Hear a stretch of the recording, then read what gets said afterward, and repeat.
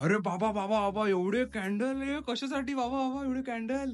एका क्लायंटचा बर्थडे आहे, हे त्याचे रिटर्न फेवर्स आहेत. That means it's return gift basically आहेत हे सगळे. आणि हे टोटल 200 पीसची ऑर्डर आहे. काय बोलतो? अरे इथे बॉक्स मध्ये पण दिसतात मला.